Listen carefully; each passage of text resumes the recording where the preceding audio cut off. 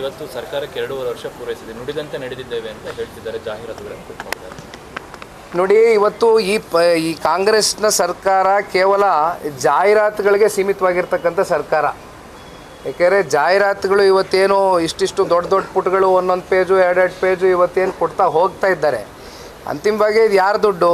ಈ ರಾಜ್ಯದ 7.5 ಕೋಟಿ ಕನ್ನಡಿಗರು ಟ್ಯಾಕ್ಸ್ ಪೇಯರ್ಸ್ನ ಮನಿ ಇವತ್ತು ಸ್ವೇಚ್ಛಾಚಾರವಾಗಿ ಬಳಕೆ ಆಗ್ತಾಯಿದೆ. ಸುಮ್ಮನೆ ನಾವು 2.5 ವರ್ಷ ಕಂಪ್ಲೀಟ್ ಮಾಡಿದ್ದೀವಿ, ನಾವು ನುಡಿದಂತೆ ನಡೆದಿದ್ದೇವೆ ಅಂತಕ್ಕಂಥದ್ದು ನೀವು ಬಾಯಲ್ಲಿ ಹೇಳ್ತಕ್ಕಂಥದ್ದು ಬೇಡ. ಬಟ್ ಥ್ರೂ ಯುವರ್ ಆ್ಯಕ್ಷನ್ಸ್ ನೀವು ಇದನ್ನು ಪ್ರೂವ್ ಮಾಡಬೇಕಾಗ್ತದೆ. ನೀವು ಥ್ರೂ ಯುವರ್ ಆ್ಯಕ್ಷನ್ಸ್ ಇದನ್ನು ಪ್ರೂವ್ ಮಾಡಲಿಕ್ಕಾಗಿದೆಯಾ? ಎಷ್ಟೆಷ್ಟು ಲೋಪದೋಷಗಳು, ಎಷ್ಟೆಷ್ಟು ವೈಫಲ್ಯತೆಗಳು, ಭ್ರಷ್ಟಾಚಾರದ ನೆನ್ನೆ ವಿಚಾರ ಕೂಡ ನಾನು ಮಾತನಾಡಿದ್ದೇನೆ. ಬಹುಶಃ ಮುಂದೆ ಆ ಪ್ರಶ್ನೆ ಕೇಳ್ತೀರಾ ಅಂತಲೂ ಅಂದ್ಕೊಂಡಿದ್ದೀನಿ ನಾನು. ಇವೆಲ್ಲದಕ್ಕೂ ಫಸ್ಟು ಸರ್ಕಾರ ಉತ್ತರ ಕೊಡಬೇಕಾಗ್ತದೆ. ತನ್ನ ಬೆನ್ನನ್ನು ತಾನು ತಟ್ಕೊಳ್ತಕ್ಕಂಥದ್ದಲ್ಲ. 7.5 ಕೋಟಿ ಕನ್ನಡಿಗರ ಹೃದಯವನ್ನು ಗೆಲ್ತಕ್ಕಂಥ ಕೆಲಸ ಇಲ್ಲಿವರೆಗೂ ಏನಾದ್ರು ಈ ರಾಜ್ಯದ ಸರ್ಕಾರ ಮಾಡಿದ್ದಾರಾ? ಆಗಿದೆಯಾ?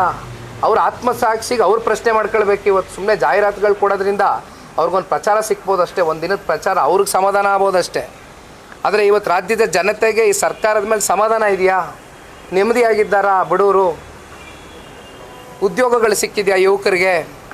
ಇವೆಲ್ಲದರ ಬಗ್ಗೆ ಇವತ್ತು ರಾಜ್ಯ ಸರ್ಕಾರ ಕೂಲಂಕುಷವಾಗಿ ಚರ್ಚೆ ಮಾಡಬೇಕು.